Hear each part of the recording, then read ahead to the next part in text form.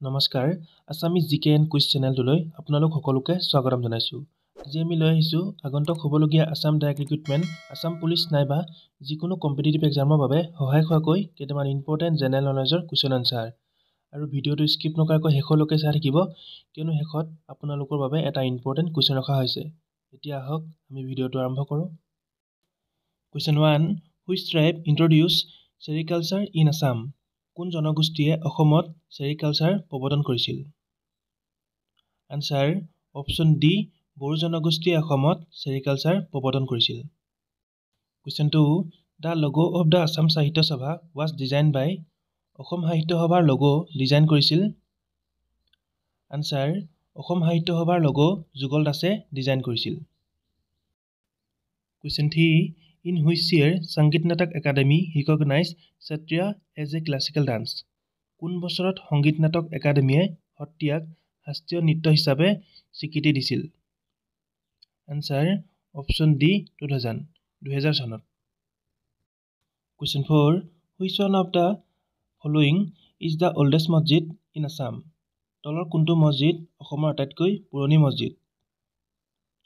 Answer option B, Panbari মছজিদ।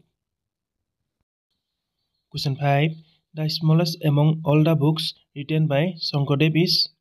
শংকৰদেৱে ৰচনা কৰা সকলো গ্ৰন্থৰ ভিতৰত আটাইতকৈ সৰু গ্ৰন্থখন হ'ল? Answer option C, Gunamala. Question 6, the first Assamese children magazine was? প্ৰথম অসমীয়া শিশু আলোচনী আছিল? আনচাৰ প্ৰথম অসমীয়া শিশু আলোচনী আছিল অপশ্যন চি, ল'ৰা বন্ধু। Question 7, Deepor Beel was declared as bird sanctuary in which year? কোন বছৰত দীপৰ বিলক চৰাই অভয়াৰণ্য হিচাপে ঘোষণা কৰা হৈছিল? আনচাৰ অপশ্যন বি, 1989 চনত। Question 8, which of the following place is the business hub of Nagaland? তলৰ কোনটো ঠাই নাগালেণ্ডৰ ব্যৱসায়িক কেন্দ্ৰ? Answer option A, Dimapur. Question 9, falcon festival is celebrated in which place? কোন ঠাইত ফেলকন উৎসৱ পালন কৰা হয়?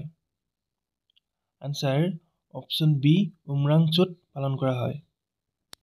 Question 10, who wrote the book Discovery of Assam? অসমৰ আৱিষ্কাৰ নামৰ গ্ৰন্থখন কোনে লিখিছিল? Answer option C, Satish Chandra কাকতিয়ে লিখিছিল।